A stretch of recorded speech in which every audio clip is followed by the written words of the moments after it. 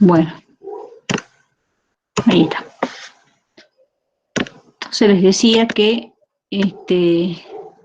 acá ya les vuelvo a escribir, habíamos dicho, teníamos el boro, aluminio, galio, esto era el grupo 3A, estos tenían 3 electrones de valencia, después teníamos carbono, silicio, germanio, ¿sí? Acá tenemos 4 electrones de valencia, esto es el grupo 4A, y después tenemos el grupo 5A. Acá tenemos sal, bueno, nitrógeno, fósforo, arsénico, y tenemos 5 electrones de valencia. Entonces, me pedían que en el cristal de germanio introduzcamos impurezas de fósforo, ¿sí? Entonces vamos a tener esta red,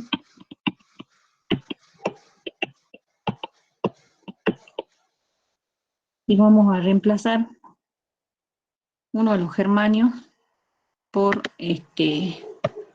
fósforo. Ponemos acá el fósforo, y si me fijo, el fósforo tiene entonces 5 electrones de valencia. Entonces él va a colocar acá, ¿sí?, un electrón, otro,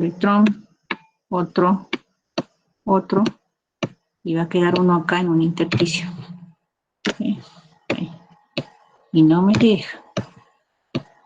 Bueno, a ver si me deja acá. Ahí está.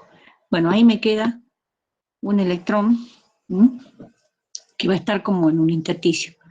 Pero ese exceso de electrones, ¿sí?, también va a ser responsable de que se produzca también un movimiento de electrones dentro de la red. Y eso es lo que va, pero en este caso yo tengo un exceso de cargas negativas. Entonces se dice que ahora yo tengo conductividad, pero porque este es un semiconductor, ¿sí?, semiconductor de tipo N. Tipo N. Es un semiconductor de tipo N, porque en este caso se produce la conductividad debido a un exceso de esas cargas negativas que serían los electrones, porque dopado el semiconductor con impureza de un elemento que tiene más electrones de valencia que el elemento que es semiconductor. Bueno, de esa manera se genera la conductividad, agregando impurezas. Eso sería el punto 9. Bueno, ¿se entiende? O sea, esto era muy sencillo, el caso del punto 9. En el caso del punto 10,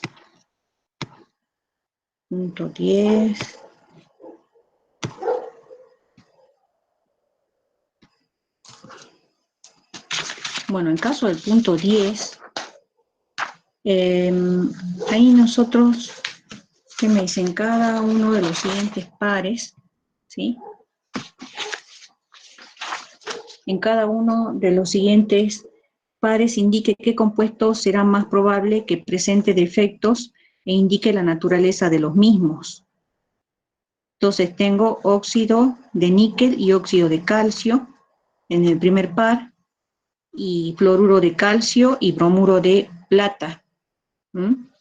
Entonces, primero, para eso hay que recordar qué tipos de defectos podemos tener. Nosotros podemos tener defectos que tienen que ver con, digamos, redes de tipo iónica,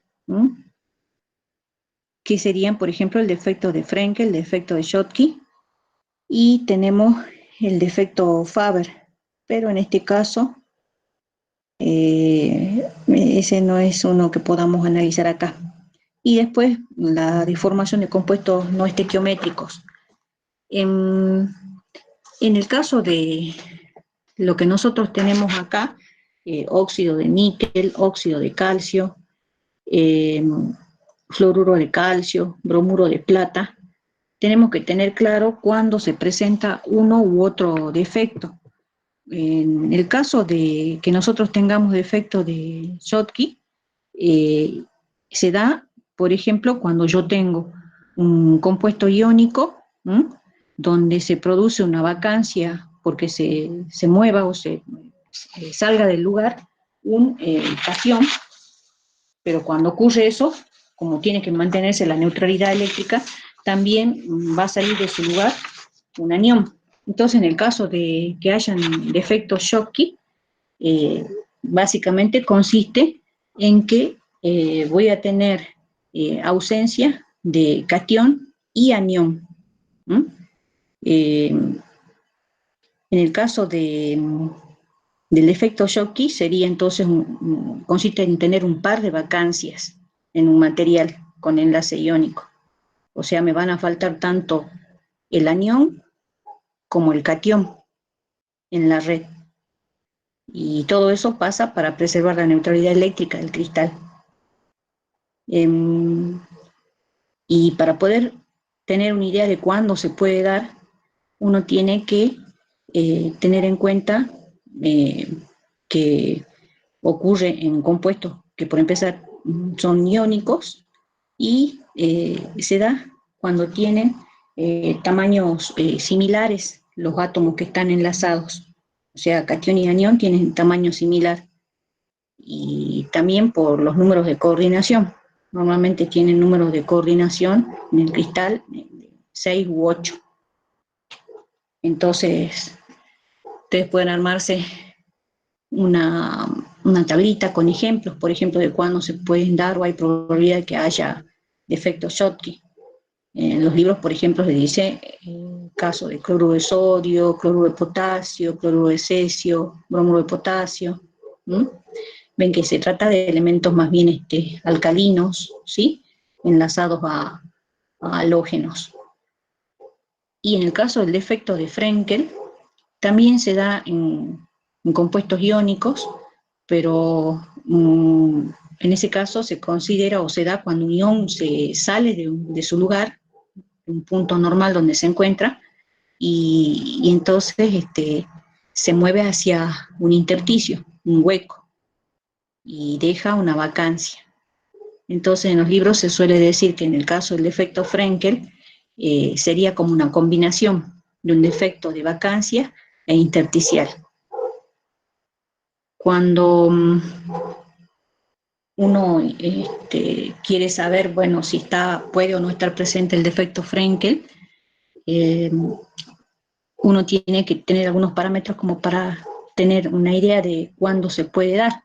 Y normalmente se suele dar en compuestos cuando la diferencia de tamaño entre cation y anión es grande, ¿sí?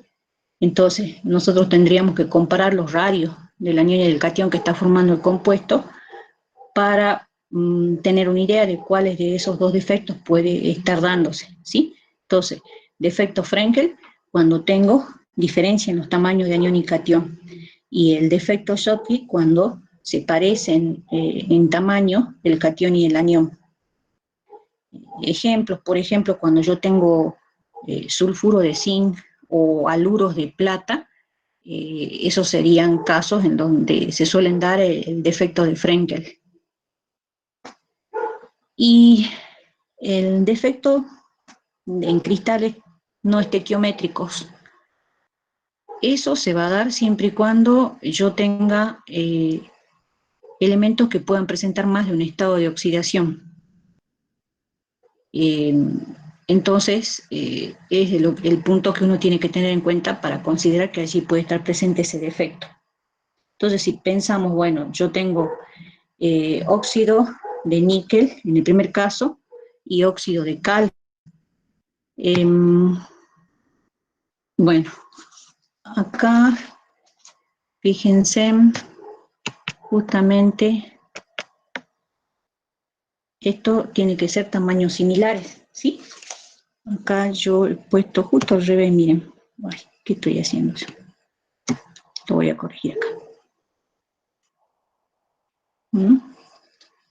Estos son los que son parecidos y estos son los distintos. Así, distintos tamaños. ¿Sí? Entonces, Frenkel, cuando los tamaños son difieren bastante de anión y cation, y Schottky cuando los tamaños son parecidos. En el caso de óxido de calcio, fíjense acá tengo un alcalino térreo, ¿sí? Entonces allí yo voy a tener quizás predisposición a tener defecto Schottky, ¿no? O sea que tenga vacancia de anión y cation. En el caso del óxido de níquel, el níquel puede presentar más de un estado de oxidación, ¿sí? Prácticamente tiene el mismo estado de oxidación que el hierro, acuérdense, más 2, más 3. Eso lo que hace es que pueda presentar, formar, por ejemplo, caso de compuestos no estequiométricos inclusive, cuando puede presentar más de un defecto, más de un estado de oxidación, perdón. Después, acá que no me corre, en la parte B. Profe, Bueno, se lo puse, sí. disculpe, en el punto 10A, esos son los gráficos que aparecen ahí en el práctico, de esos compuestos del óxido de níquel y del óxido de calcio. En el punto 10A, Sí, en la guía aparecen 3 gráficos. a ver, pasa que no tengo yo bajada la guía, ¿sí? 3 gráficos, a ver.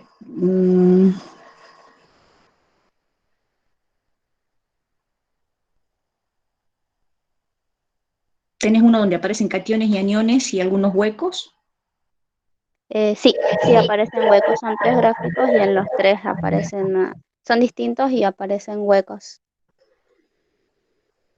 Sí, bueno, ponele, sí, acá tengo uno, pero bueno, puede ser que hayan cambiado de lugar los puntos, ¿no? Del seminario.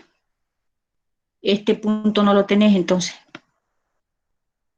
en la guía. No, o sea, en el 10A me aparecen 3 gráficos nada más. Por eso le preguntaba si por ahí pensé que los gráficos se No, no, referían a esos compuestos. no, entonces está más fácil el ejercicio. Porque para hacer este era el punto antes, el 10A, tenías que razonar en base a la teoría, ¿sí? Responder en base a la teoría qué tipo de efecto tenía. Pero si tienes esos 3 gráficos, creo que son los que están apareciendo acá en la guía que yo tengo en los adicionales. ¿Mm? Bueno, esos son más fáciles de razonar. Y después, ¿tenés B o no? ¿O ahí ya termina? Sí, sí tiene B. ¿Y qué tenés en el B? A ver, léelo. Justifique la existencia del compuesto no estequiométrico. ¿Del Eh, cobre? sí, Este que tengo hecho ahí. sí, Este. sí, sí es Ah, ese, porque bien. Bueno, si son esos gráficos que estoy mirando acá, antes estaban como problema adicional. Fíjate, en el primer gráfico vos tenés aniones y cationes y aparecen unos huecos. Bueno, ¿qué tipo de defecto es? Después de todo lo que les dije, ya me pueden responder. Porque tenés aniones y cationes, o sea, ¿qué tipo de redes? Es un compuesto iónico, ¿sí? En eso estamos de acuerdo, ¿sí? El primer gráfico. Efecto de vacancia, profe. Sí, pero más sí. que vacancia, recién hablamos de Schottky y Frenkel. Porque fíjate que allí, ¿qué te está faltando? Los iones, ¿Pero qué digamos. ion? Fíjate, en la segunda fila te falta un cation. El- ¿Sí o no? Seguí la secuencia. sí, y en el otro me falta un Bueno, anión, entonces, en la otra ¿qué secuencia. defecto es? El defecto Schottky. Schottky, ¿sí? Porque justamente por definición, lo que yo les había dicho recién, el defecto Schottky se caracteriza por eso, ¿sí? Porque se produce vacancia, pero como estamos hablando de compuestos iónicos, se te produce una doble vacancia. Si se va un cation, se va un anión, porque se tiene que mantener la neutralidad, ¿sí? Entonces allí es de vacancia y es de Schottky, de efecto Schottky.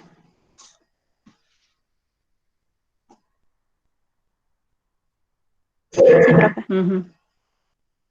Bueno, en el segundo,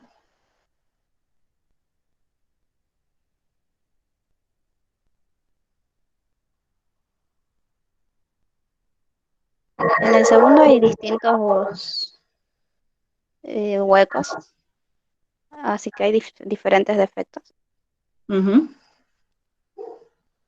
por ejemplo, allí, bueno, este que está dibujado en el centro, allí no se ven cargas de aniones y cationes, ¿sí? Esto es como si estaría representando allí más bien un cristal metálico. Porque para responder el 10A, como lo estaba respondiendo hasta hace un rato, que ese no es el punto que lo tienen así, ¿sí? Le estaba respondiendo en base a defectos de cristales iónicos. Si yo quiero hablar de defectos de cristales iónicos, yo le tengo que hablar de defecto Frenkel, defecto Schottky, ¿sí? Porque esos son los defectos, digamos, hay más, pero son los que vimos nosotros para cristales iónicos. El Schottky, que consideraba una doble vacancia. Se va un catión, se va un anión para mantener la neutralidad iónica. Y el Frenkel, que también es para cristales iónicos, pero donde se combina un defecto de vacancia con un de intersticial, ¿sí? Y no les habría hablado de los defectos que suelen tener los cristales metálicos. En el caso de cristales metálicos, nosotros podemos tener, se parecen, sí, a los de Schottky y Frenkel, pero se suelen llamar defectos de sustitución, intersticio y vacancia. O sea que es lo mismo, ¿sí? Si miran entonces el dibujito que tienen en el centro, tienen varios círculos claros, ¿sí? Así les aparece el dibujo. Varios círculos claros, un puntito negro arriba, un poco más grande que los otros, un puntito negro metido como en un intersticio, y después tienen vacancia. ¿Así lo tienen? Sí, profe. Bueno, entonces, y no tienen marcadas cargas negativas y positivas. Entonces, lo que ustedes tienen allí representado sería un cristal metálico. No están apareciendo aniones y cationes. Entonces, en el caso de la manchita grande que tienen arriba, oscura, eso sería un defecto por sustitución, ¿sí? O sea, allí hay un átomo distinto a los demás que ha ocupado una posición que no le correspondía, ¿sí? Entonces ese es un defecto por sustitución en un cristal metálico. Ahí le han representado los 3 defectos en los cristales metálicos. Y después tienen el de vacancia, donde tienen ese hueco. Y después tienen el defecto intersticial. Tienen allí un puntito negrito chiquito metido en medio de esos puntos blanquitos, ¿sí? Que están representados, que formarían parte de la red. O sea que en esa gráfica están representados los 3 defectos que ustedes pueden tener para el caso de un cristal metálico. Si ustedes se fijan en los tipos de defectos, ¿sí? Que hemos visto para el caso de los, digamos, cristales iónicos, estos son como más simples. Directamente cuando hablamos de defectos para el caso del cristal metálico, decimos de sustitución, intersticial y vacancia. O sea, allí tienen los 3 representados en el dibujito del centro. ¿Sí? ¿Se entiende? Sí, profe. Son el tipo de defectos que se llaman puntuales en la red, ¿sí? Vacancia, intersticial y sustitución. Profe, ahí donde aparece, donde hay digamos, el punto blanco más grande, ese es de vacancia y después hay uno más chico, ese es de intersticial, digamos, porque dejó ese lugar Intersticial, y tomó el donde otro que es el más chiquito, el negro. no, intersticial es donde está el puntito negro chiquito. Fíjate que no está ubicado, no está ordenado como los demás, está metido en un hueco. Por eso Sí, ese sería el efecto intersticial. ¿Sí? Ese es intersticial. Donde te están faltando los átomos, digamos, normales, en la posición normal, eso es vacancia. Y donde tenés ese punto negro grande, eso sería un defecto por sustitución. ¿Mm? En ese caso, fíjate que allí se genera tensión en los átomos, porque fíjate que ese elemento que está introducido en la red es más grande que los otros, ese punto negro, ¿sí? Entonces provoca una compresión de los otros átomos y una tensión en los átomos. ¿Mm? Bien, profe. Y es el puntito negrito chiquito que está metido en una posición que no corresponde, que te produce un defecto intersticial, ese es lo que te puede llegar a producir en una distorsión en la red. Eso sería la gráfica del medio. Y la gráfica que tenemos al otro costado, otra vez estamos en cristales iónicos, tenemos aniones y cationes. Bueno, ¿qué defecto estaría allí? A ver.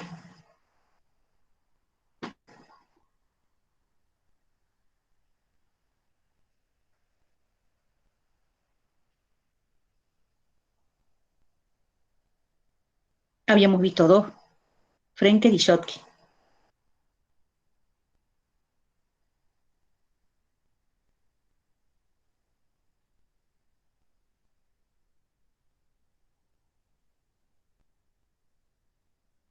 Ese que está señalado con la flecha, en ese gráfico les aparece una flecha, ¿no?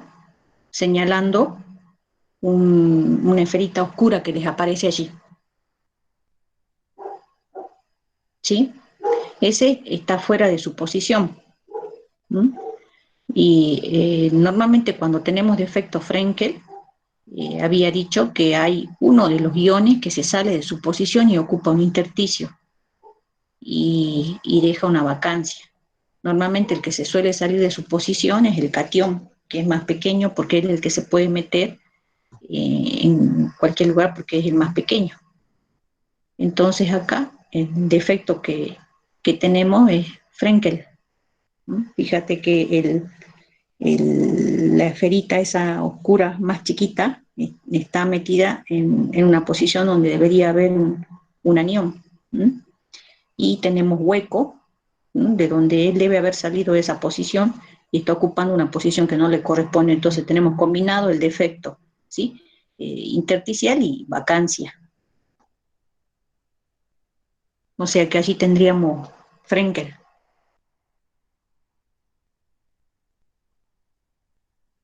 Profe, es el que está señalado con la flecha. ¿Es un electrón? ¿No es un electrón? A ver, no le veo bien yo.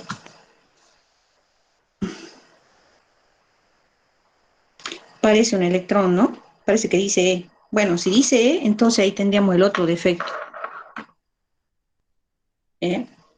Ese sería el defecto Faber de color. Si dice E, no sé ustedes, fíjense bien en lo que les sale, yo acá no lo veo bien. Si dice E, entonces puede ser el defecto Faber, porque el defecto Faber de color consiste en que alguno de los iones que tenemos presente en la red pierda algún electrón y ese electrón vuelve de nuevo a la red y ocupa una posición de vacancia que haya dejado algún ion y como consecuencia de eso, ese electrón, bueno, puede captar energía y como capta energía, eh, esa la vamos a ver nosotros, que la pierde en algún momento como luz, o sea, como brillo o color, y de repente un cristal que naturalmente no tiene color, nosotros vamos a ver que tiene color, ¿no? Pero justamente debido a eso. Ustedes que ven mejor, si dice allí que es un electrón, ese sería el efecto Faber color. ¿Mm? Y arriba en los otros dos, tienen dos esferitas también oscuras, ¿no? Bueno, allí yo no veo bien qué dice en el centro. Parecería que dijese cloruro, ¿no? En las dos grandes. Sí, sí, sí, esos son Sí, iones bueno, cloruro. bueno. Entonces ahí tienen, claro, si ese es un electrón, de efecto Faber. Y esos dos grandes, hay uno que está en su posición, pero ahí se ve que hay vacancia. ¿Mm? Se ve que hay vacancia. Bueno, ahí lo que se ve es vacancia Lo que me llama la atención, bueno, sí, y este es vacancia, y parece que si es electrón es Faber. Si este fuera el potasio, sería Frenkel. Bueno, eso tienen que ver. El Frenkel es un defecto donde tiene que haber combinación de vacancia e intersticial.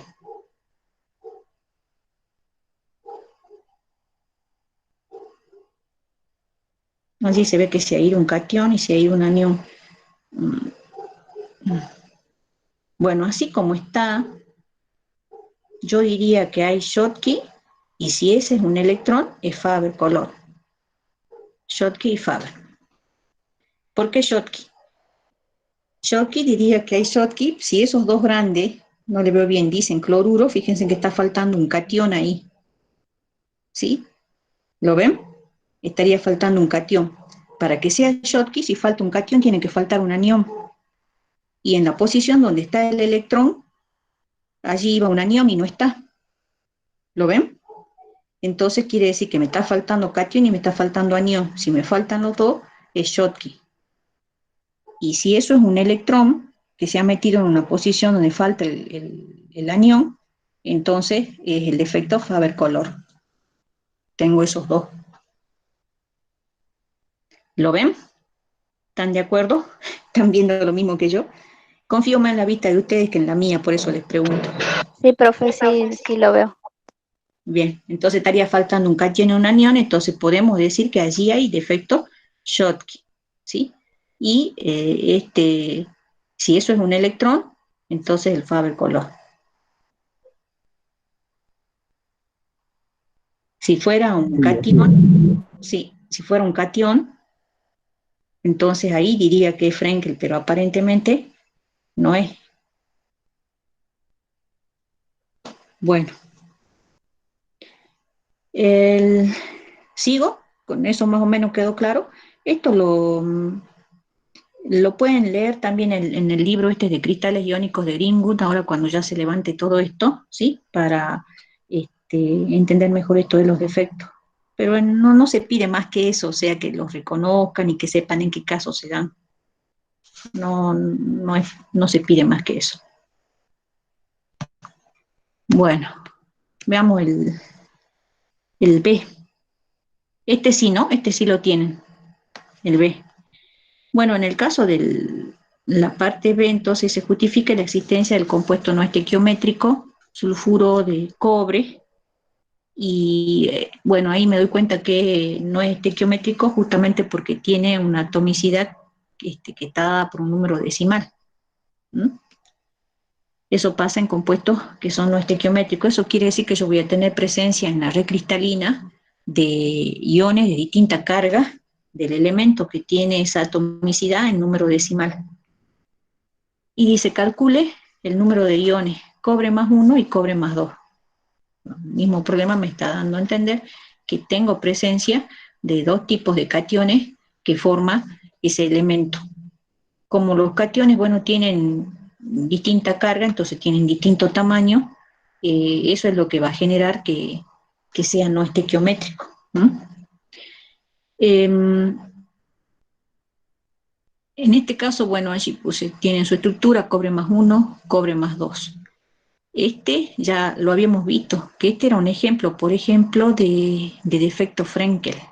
Si nosotros comparamos los radios del cation y del anión, podemos verificar que allí hay posibilidad de que haya defecto Frenkel.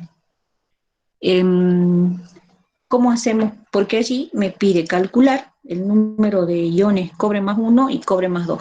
Bueno, lo que yo hice acá, hay otras formas de hacerlo, ¿no? Pero lo que yo hice acá es más o menos matemático. Sale, ¿sí? Le explico más o menos cómo lo había razonado.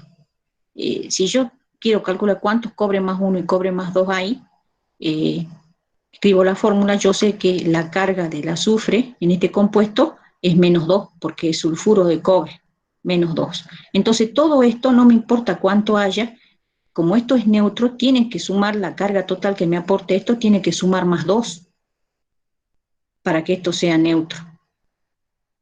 Por eso puse acá, se debe mantener la neutralidad Entonces, la carga total que me aporte todo esto tiene que ser más 2. Ahora, yo no sé en todo esto cuántos hay de cobre más 1 y cobre más 2, y eso me están pidiendo que lo calcule. La cuestión que si yo sumo la cantidad de cobre más 1 y cobre más 2, me tiene que dar como carga total que me aporta el cobre más 2. Entonces, supongo que de cobre más 1 hay una cantidad X y de cobre más 2 hay una cantidad Y. Entonces yo digo, bueno, la cantidad X más Y me tiene que sumar esto que me está apareciendo acá como atomicidad, porque la atomicidad me dice cuántos hay de cobre. Entonces digo, X más Y tiene que dar 1,77. Esa va a ser una de mis ecuaciones.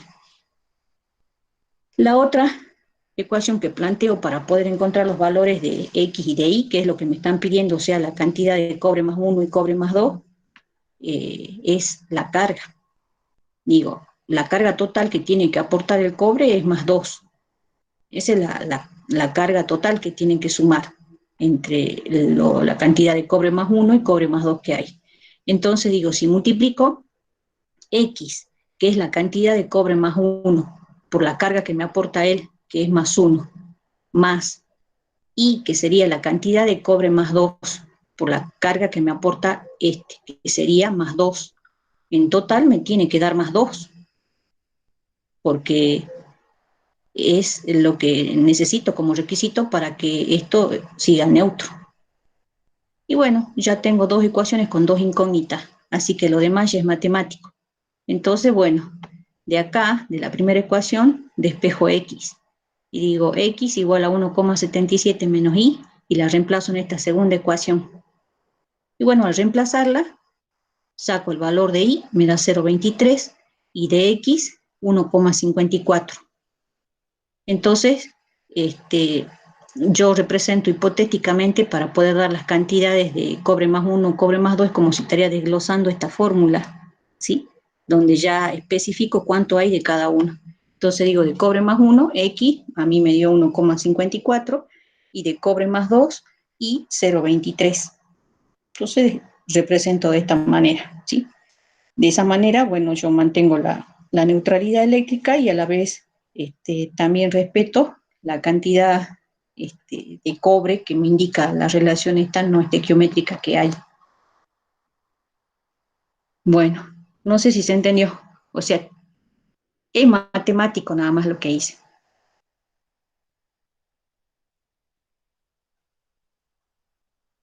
¿Se entiende? Sí. Bueno.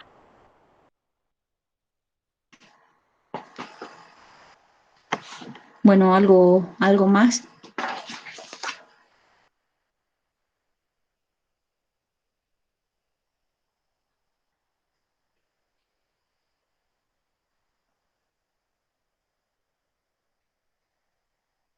¿Algo más que quieran consultar? Profe, Sí. ¿podría explicar la parte de la fórmula mínima del punto 8 de nuevo? Del punto 8. Ah, del ¿Por qué anterior. ocupábamos la fórmula mínima? Ah, bien. Bueno,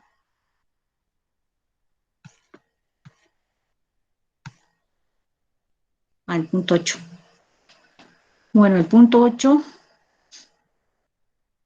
teníamos de dato que teníamos una celda unitaria de un material cerámico, donde teníamos una celda que era un cubo, teníamos los iones bario en los vértices y el, el ion óxido en las caras y el ion titanio en el centro, ¿sí? Nunca lo voy a remarcar porque si no, no se ve nada. No se ve nada. Entonces acá tenemos el bario, dos más, son estos, ¿sí? Es eso. El ion óxido son los rojos, esto, y dos menos. Y en el centro tengo el titanio,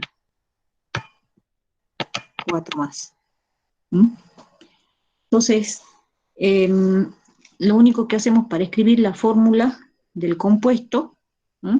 es contar cuántas partículas hay de cada uno de los átomos en la celda unitaria.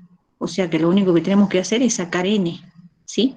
Si nosotros sacamos para estos tres n, nosotros vamos a poder escribir la fórmula mínima. La fórmula mínima, acordémonos que no es la fórmula real, ¿sí?, de un compuesto. Si el compuesto forma una molécula, la fórmula mínima me da siempre la proporción en la que se combinan. Y yo le puedo encontrar la fórmula molecular. En este caso, como son cristales iónicos que no forman moléculas, solamente van a tener fórmula mínima, porque yo no puedo dar la cantidad real de átomos de bario, oxígeno y titanio que forman el compuesto. No puedo porque la celda unitaria se repite hacia arriba, hacia abajo, hacia un lado, hacia el otro, hacia un costado y hacia el otro, de manera indefinida. Entonces no puedo dar la cantidad real de iones, bario, óxido y titanio que están en la red. Por eso es una fórmula mínima, solo me da la proporción. Y cuando yo saco n, puedo encontrar las atomicidades que me van a aparecer en la fórmula mínima. Entonces, para el caso del titanio más 4, él está en el centro, o sea que él pertenece totalmente al cristal, ¿sí? O sea, a la celda unitaria. Entonces, a él lo puedo contar como 1. Hay 1, ¿sí? En el caso del bario, él está en los vértices del cubo. Como él está en los vértices del cubo, él está compartido por 8 celdas. Esto lo habíamos visto para el laboratorio 3. Como está compartido por 8 celdas, siempre una partícula que esté en el vértice de un cubo de una celda unitaria se divide en 8. Como acá tengo 8 esferitas en los vértices, entonces va a ser 8 por 1/8. Esto también me va a dar 1. Y en el caso del ion óxido, que está en las caras, toda partícula que esté en la cara de una celda unitaria es compartida por 2 celdas.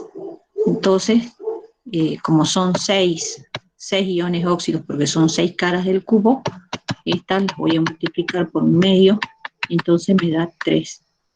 Entonces, cuando yo escribo la fórmula mínima, me queda bario, es 1, titanio, me da 1, y oxígeno 3. Entonces, esto sería mi fórmula mínima.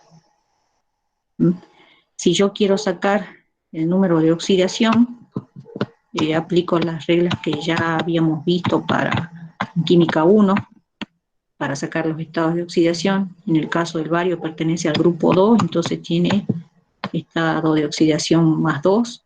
El oxígeno, que la mayoría de sus compuestos tiene menos 2, ¿sí? Y como en este caso es una molécula, no es molécula, es un compuesto neutro, ¿sí? No tiene carga, no es un ion, entonces la suma de toda la carga aportada tiene que dar 0. El bario, como acá tiene atomicidad 1, 1 por 2, la carga total que me aporta es más 2.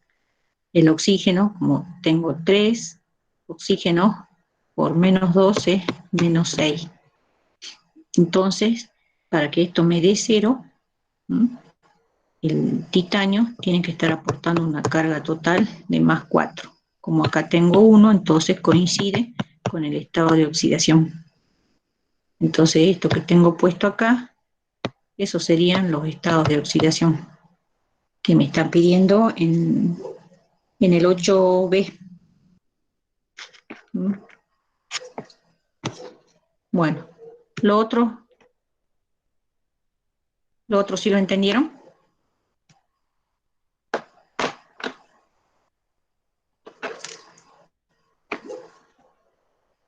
¿Esto también lo explico o esto sí lo entendieron?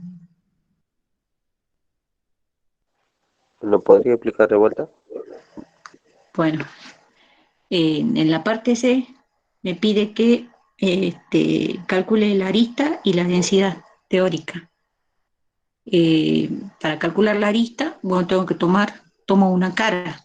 Entonces les decía que, por ejemplo, elegía tomar esta cara, ¿sí? La superior, ¿sí? Entonces, yo tengo acá vario, ¿sí? Vario, pero también es vario, y acá tengo el, el oxígeno, ¿sí? En la cara. Entonces, si yo les había dicho que allí para hacer el dibujo, lo había representado a cada esferita muy pequeña para que se pueda, digamos, notar cuál es la posición que tiene, ¿sí? Cuando ya quiero hacer las relaciones para determinar las relaciones matemáticas, para poder determinar la relación arista-radio, tengo que hacer un esquema donde se vea qué relación hay entre radio y arista. Entonces acá, al hacer el dibujito, fíjense en el medio está representado acá, todo esto es el ion óxido, ¿sí? Y está así, de esta manera, prácticamente rozando con los cationes varios que están en los vértices. Entonces, lo que yo tengo acá, ¿sí? Acá lo que yo tengo es el radio, ¿sí? Del bario más 2, radio de bario más 2, y acá tengo 2 veces el radio del ion óxido. Y después tengo acá, esto sería una arista, y esto es la otra arista. La otra arista. Bueno, no sale muy bien. Entonces, se me ha formado un triángulo rectángulo. Entonces, lo único que hice fue plantear o aplicar Pitágoras, ¿sí? Entonces, tengo el cuadrado del cuadrado de los catetos, ¿sí? La suma del cuadrado de los catetos igual al cuadrado de la hipotenusa. Entonces, los catetos, bueno, A y A, por lo tanto, A al cuadrado, ¿sí? No me remarco porque acá no se nota. A al cuadrado más A al cuadrado, serían estos dos catetos, ¿sí? Este y este. Eso es igual al cuadrado de la hipotenusa. ¿Y la hipotenusa cuánto vale? Serían 2 radios, ¿sí? Acá dice 2 radios de bario más 2, ¿sí? Más 2 radios del ion óxido. ¿Mm? Todo esto es la hipotenusa, entonces le elevo al cuadrado. Después es cuestión de trabajar matemáticamente nada más, y al final llego a que la arista, entonces es igual a raíz de 2 por el radio del bario más 2 más radio del ion óxido, ¿sí? El cuadrado que tenía acá se fue al despejar A, porque A estaba elevado al cuadrado, entonces me quedó raíz de algo elevado al cuadrado y por eso se fue. Y después es cuestión de reemplazar nada más, porque teníamos los radios de datos en nanómetros, ¿sí? En nanómetros, y bueno, yo lo pasé a centímetros. Y eso era lo primero que me pedían que calcule, la arista, ¿sí? Está la arista, simplemente reemplazando los valores de los radios, multiplicando por raíz de 2, y lo pasé a centímetros. Eso en esa parte. Bueno, lo único que había que tener en cuenta que esa arista, ¿sí? No es el valor real, porque el problema dice que la presencia del ion titanio en el centro expande las dimensiones de la cara en un 15%. Entonces, sé que va a estar aumentado este tamaño, ¿sí? Entonces, la arista real la he multiplicado por 1,15, ¿sí? Para encontrar la arista real, multipliqué la arista teórica que había sacado acá por 1,15. Si no entienden de dónde sale este 1,15, les decía que simplemente le saquen el 15% y se lo sumen al valor de la arista, porque básicamente eso es lo que me dice, está expandido o aumentado un 15%. Entonces, ¿qué tengo que hacer? Sacarle un 15% al valor que se ha calculado antes y sumárselo, ¿m? Para que aumente en tamaño. Entonces pasó de 3,9 por 10 a la menos 8 a 4,48 por 10 a la menos 8 centímetros. Más grande. Se expandió un 15%. Eso es lo primero que me piden que calcule. Después me piden que calcule la densidad teórica, porque me están dando una densidad experimental.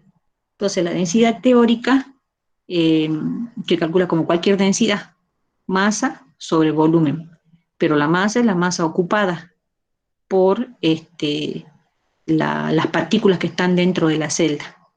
Y el volumen es el volumen de la celda unitaria. Como la celda unitaria es un cubo, entonces me queda la arista al cubo. Acá voy a reemplazar por la arista que está expandida en un 15%.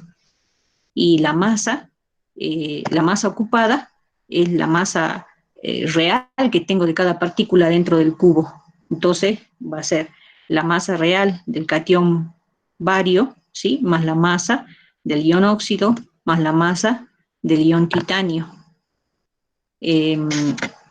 ¿Cómo se calcula? Hay que considerar el número de partículas que yo tengo de cada uno de ellos en la celda unitaria. En el denominador no hay problema, pongo arista al cubo, ¿sí? Con eso ya tengo el volumen de la celda. En el numerador, para sacar la masa ocupada, por ejemplo, la masa de bario más 2, multiplico la cantidad de partículas que hay, ¿sí? Este 1 es N, ¿sí? La cantidad de partículas que hay del catión bario, que ya lo habíamos sacado para determinar la fórmula mínima, sería la masa del bario, que yo saco de la tabla periódica, pongamos para el bario, allí figura 137,33, eso en gramos es la masa de un mol de átomos de bario, de un mol. Y en un mol yo siempre tengo el número de Avogadro. Entonces, si yo divido la masa atómica por el número de Avogadro, voy a tener la masa de un solo átomo de bario. Al multiplicar la masa de un solo átomo por el número de átomos de barios que hay en la celda, ya tengo toda la masa que me aporta el bario a la masa de la celda. Y hago lo mismo para el ion óxido, o sea, multiplico 3, que sería el número de partículas que hay para el ion óxido, por la masa atómica del oxígeno, dividido el número de Avogadro, ¿sí? Tal cual como acá, ¿sí? ¿Por qué? Porque estoy multiplicando la masa de un solo átomo de oxígeno por el número de átomos de oxígeno que hay en la celda. Hago lo mismo para el titanio. Para el titanio, N valía 1, hay un solo átomo de titanio perteneciente a la celda, también multiplicaba la masa atómica para el caso del titanio, dividido por 1 Avogadro, por el número de átomos de titanio que realmente pertenecen a la celda. Bueno, abajo simplemente reemplacé los valores, ¿sí? Los valores de todo lo que escribí arriba, y recién acá al final lo dividí por el número de Avogadro, ¿sí? Es indistinto si dividen el peso atómico por el número de Avogadro en cada caso, o suman todo y después recién dividen por el número de Avogadro, ¿sí? Lo hacen como ustedes lo entiendan mejor. Bueno, acá ya reemplacé el valor de la arista, ¿sí? En centímetros, y lo que me dio esto, 4,29 gramos por centímetro cúbico, la densidad teórica. Al compararla con el dato de densidad que da, que es una densidad experimental, 3,2, es un valor menor que el valor que me da calculado. Entonces, si la densidad es menor, quiere decir que lo que yo tengo es un cristal menos denso, y cuando algo menos denso es como más hueco, más vacío, ¿sí? Entonces eso me está implicando, ¿sí? Eso implica que hay un defecto de vacancia. Por eso acá puse que el defecto que tengo tiene que ser de vacancia. Por eso la densidad me está dando, digamos, mayor la teórica que la experimental. En la realidad es menos denso el cristal. Bueno, eso sería el punto 8. Bueno, ¿se entendió? ¿Profe? Sí. Sí, profe, gracias. El Bueno, valor de la masa atómica que aparece en la tabla periódica, ¿lo puedo considerar para un átomo ese mismo valor en UMA? sí, o sea, si vos tomás el valor que aparece en la tabla periódica en UMA, vos me estás diciendo que esa es la masa de un solo átomo. Ponele, suponete para el bario, aparece 137,32, ¿sí? Si vos decís que eso es UMA, igual vos para hacer el cálculo lo vas a tener que pasar, eso es la masa de un solo átomo. Vos me decís que eso es la masa de un solo átomo. Si me lo decís en UMA, eso es un solo átomo. Para pasarlo a gramos, porque vos lo vas a tener que pasar a gramos para reemplazar acá, vos vas a tener que usar la equivalencia. ¿Mm? Fíjate en la tabla periódica de arriba, me sale un UMA, dice 1,66 por 10 a la menos 27 kilogramos. Entonces, si yo quiero usarlo como UMA, yo voy a tener que usar después ese factor para pasarlo a kilogramo y después de kilogramo a gramo. Y voy a llegar a lo mismo, digamos.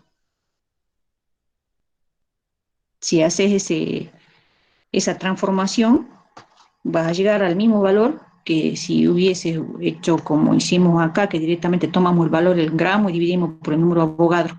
Porque si yo tomo el valor en gramos de la masa que aparece en la tabla, eso es de un mol de átomos. Entonces tengo que dividir sí o sí por el número de Avogadro para tener la masa de un solo átomo. Ahora, si yo la tomo en UMA, igual la voy a tener que llevar a gramos para poder hacer el cálculo acá. Entonces voy a tener que usar la conversión que me aparece arriba en la tabla, que me lo pasa a kilogramos y después lo voy a pasar a gramos y, y voy a llegar al mismo valor.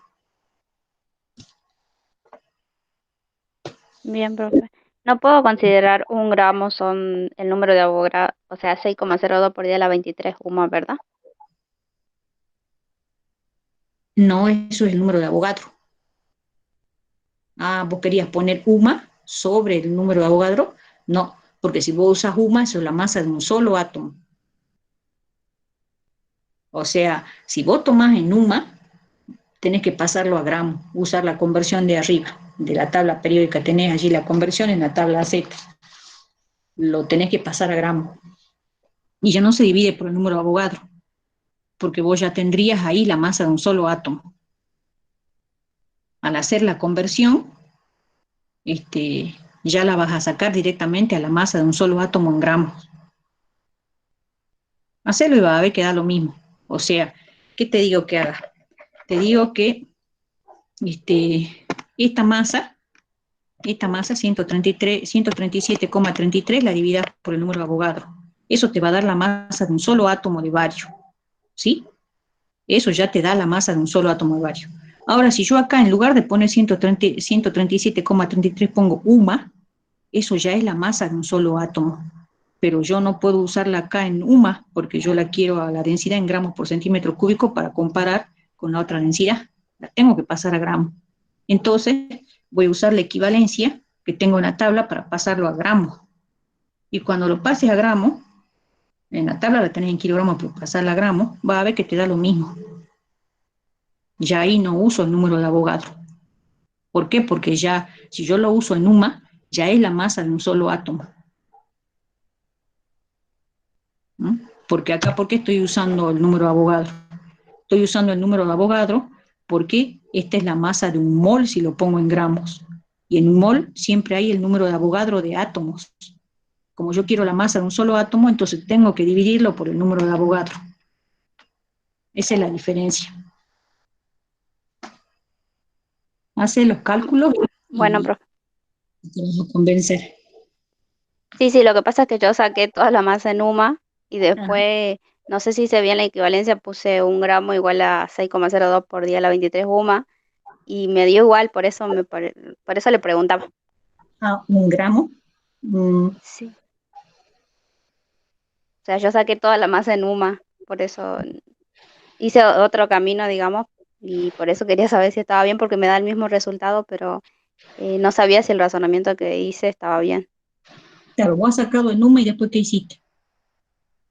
Eh, hice la regla un gramo, son 6,02 por día a la 23 UMA, y ahí pasé esa UMA a gramo, digamos. Un gramo. Mm, bueno, no sé, no sé, la verdad, no entiendo bien tu relación, pero haz esto que te dije y vas a ver. Mm. Bueno, profe.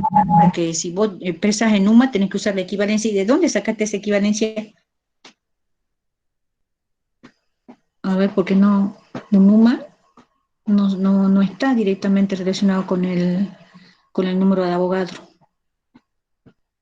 Bueno, lo que pasa que, ¿sabes por qué te dio allí? O sea, así como lo veo, no tendría que verlo escrito, la verdad que no entiendo bien cómo lo pusiste, pero es como que habría como un error conceptual a meter el número de Avogadro, porque el número de Avogadro es el número de partículas en un mol, y si vos pones UMA es para una sola partícula, no para un mol, ¿sí? Quizá te dio lo mismo, ¿sabes por qué? Porque en cantidades es lo mismo, ¿sí? Pero conceptualmente estaría erróneo. Sí, sí, por eso yo eso es lo que quería saber. Pero ahora sí, Claro, lo hago así como usted me dijo y seguramente, o sea, está bien conceptualmente y me va a salir el mismo resultado. Capaz que yo, por eso no sabía si estaba bien eso claro, que yo. así como lo que me dijiste, como si tuvieras un error conceptual, ¿sí? Y te da lo mismo, ¿sabes por qué? Porque los valores numéricamente da igual, bueno, pero no, yo creo que no está bien así.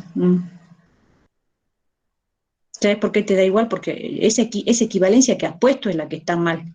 Te da igual porque esa equivalencia que has puesto está mal.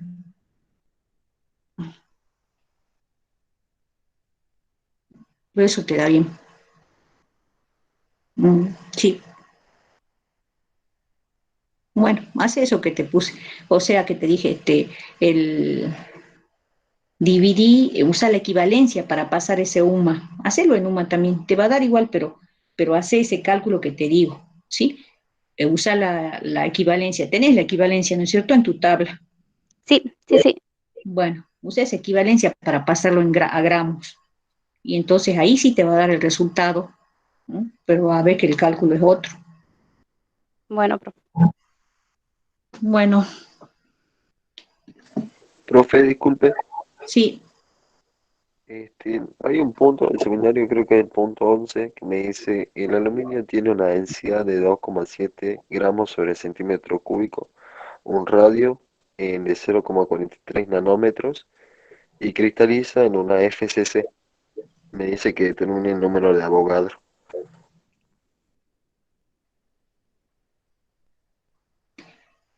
el aluminio, a ver, el aluminio tiene una densidad S de Sí, 2,7, sí, ¿sí? Un radio de 0,143 y cristaliza en una red de FCC. Determine el número de Avogadro. Bueno, tal cual como acá plantea la fórmula de la densidad, te va a quedar así, ¿sí? Densidad igual a masa ocupada sobre volumen de la celda. Tenés el valor de la densidad. El radio y cristaliza en una red FCC. Que te dé el tipo de red en el que cristaliza, te va a estar dando ya el, el número de partículas.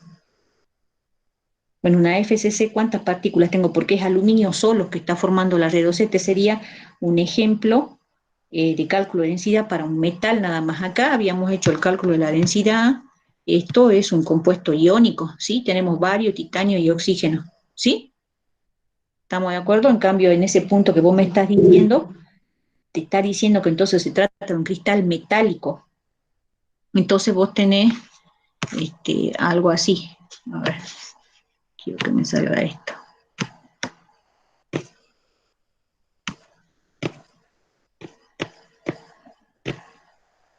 Ahora sí. Bueno, quiere decir entonces que vos tenés algo así.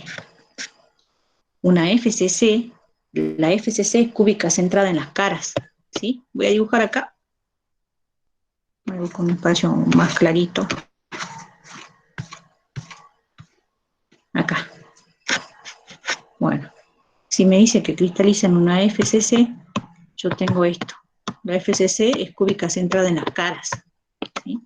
Quiere decir, en la cúbica centrada en las caras, yo tengo una capa de 5, ¿sí? Tengo otra vez acá una capa de 5 acá, abajo, acá, ahí, ahí y acá, ¿sí? Y tengo una capa de 4, acá, ahí, no me quiere dibujar, ahí, ahí y ahí. Ahí está. Bueno, estos serían igual que esto. Así. Bueno, no sé si se ve, pero en realidad lo que tenemos es esto. Cuando armamos esta FCC tenemos esto. Hacemos la capa de 4, de 5, perdón. Tenemos así. La otra capa de 5 abajo. Así. Esa es la manera de construirla, ¿así? Ahí. Y después tenemos una de 4 acá, que se arma así como un rombito. Así. Eso es lo que tenemos, ¿sí? Bueno, entonces esto es lo que yo superpongo para formar esta. Entonces tengo una bolita en cada cara, en el centro de cada cara, y una bolita en los vértices del cubo. ¿Cuánto valía N para la FCC? Esto es la FCC, cúbica central en las caras. ¿Cuántas partículas tengo en los vértices? Porque eso yo lo tengo que saber para poder sacar la densidad. 8. En los vértices, 8. ¿Y que valen por cuánto? Si están en los vértices, un octavo. Entonces esto me da 1. ¿Sí?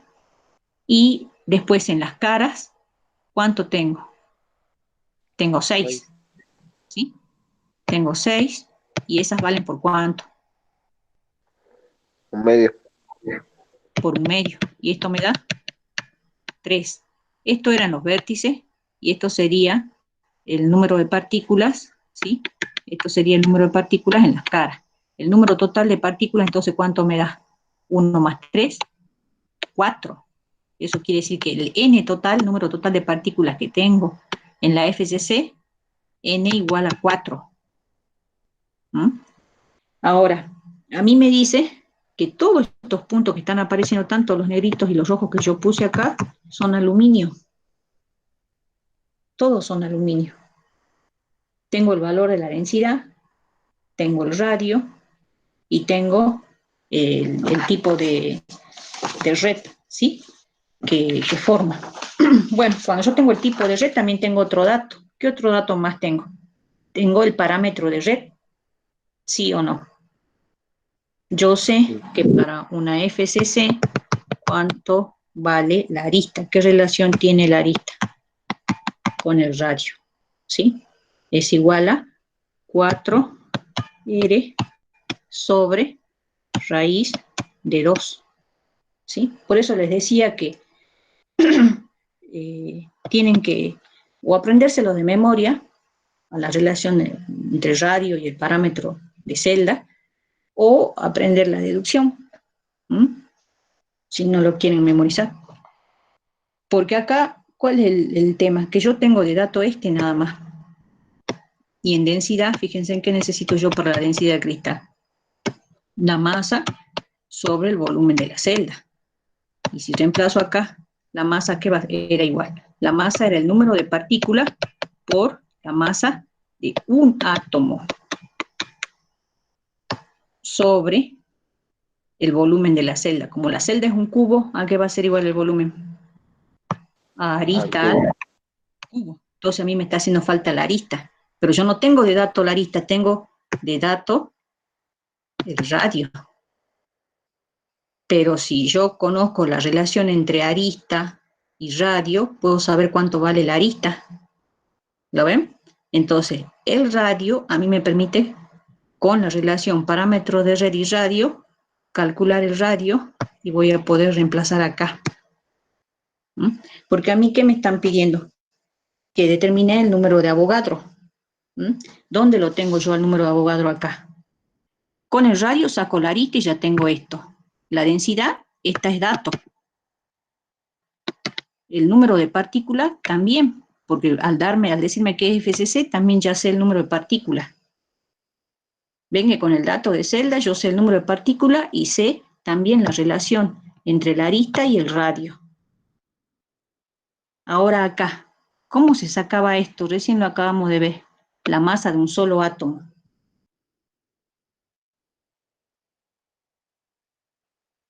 ¿Cómo sacarían la masa de un solo átomo de aluminio? A ver, si han entendido lo que recién acabamos de ver, justo lo que consultaron más. El número atómico dividido el número de Avogadro. Perdón, el número másico dividido. Bien, el número, o sea, el peso atómico del aluminio dividido el número de Avogadro, ¿sí? Entonces, a ver, voy a poner acá, para no tener que estar borrando eso. La masa de un solo átomo, ¿sí? Eso aquí es igual. Entonces, sería al peso atómico, que ¿cuánto vale? Tenemos el valor, lo podemos sacar en la tabla periódica, para el caso del aluminio, vale 26,98. Entonces, yo sé que vale 26,98 gramos por mol. Para tener el peso de un solo átomo, a esto lo dividiríamos por el número de Avogadro. Y ya tengo todo. ¿Ven? Entonces esto viene acá y ya puedo despejar el número de Avogadro.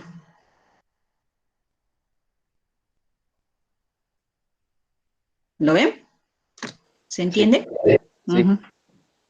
O sea, se dan cuenta de la importancia que tiene para resolver el problemita, que ustedes en base a la estructura sepan cuál es el número de partículas y también la relación entre parámetros de red y radio. ¿Mm? Bueno, por eso les decía que esa tablita que ustedes tienen que armar en práctico para el informe de cristales, es importante que las dos, en lo posible, cuando haya parcial, se las estudien. Si pueden memorizar algunos valores, mejor, porque ustedes pueden aprenderse la deducción, pero por ahí en el parcial a veces el tiempo no da para hacer las deducciones, y si hay cosas que me las puedo saber de memoria para hacer más rápido, mejor. Bueno. Profe, Bueno, sí. sería un número de Avogadro experimental. Claro, te tiene que dar aproximado. Depende, cuanto más operaciones hagas, más error vas a acarrear. ¿Sí? Generalmente cuando uno hace la deducción de la fórmula, si reemplazas una sola vez, ya metes menos redondeo y te tiene que salir más aproximado. ¿Hiciste el cálculo? ¿Te da parecido? Lo estoy haciendo todavía no terminé. Mm. Bueno, te tiene que dar bastante parecido. Mientras menos reemplazos hagas, es decir, cuando uno calcula por partes y va redondeando, bueno, arrastra más error, te va a diferir más el resultado.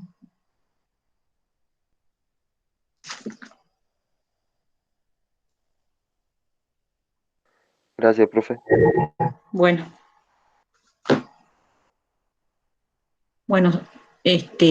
dejamos ahí. Profe, ¿podría hacerle una consulta sobre el laboratorio 3? No sé si es posible. Bueno, En el último punto del laboratorio dice, perdón, en el segundo, de la segunda tabla, dice determina la fórmula mínima de cloruro de cesio y de todos los elementos que presentan en la tabla. Yo quería saber si la fórmula mínima tiene que ver con los números de iones que ya sacamos en esa tabla. sí, sí, por eso cuando explicaba el punto 8 ahora del seminario, les decía que es exactamente lo que tenían que hacer en trabajo práctico de laboratorio. O sea, Sí, pasa que directamente. no me Ah, pude comunicar antes porque tengo una clase y me choca, bien. por eso que pude recién. Bien. Sí, directamente el número de partículas es la atomicidad que vos vas a poner en la fórmula mínima. ¿Sí? Sí, profe. Bueno, de todos modos, ahí quedó grabado, ¿m? Va a quedar grabado, así que después lo mira si querés. Bueno, profe, gracias. Bueno, Profe, una consulta. mm. ¿Nos van a tomar parcial de manera virtual?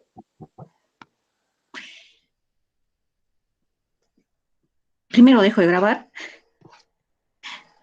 Bueno.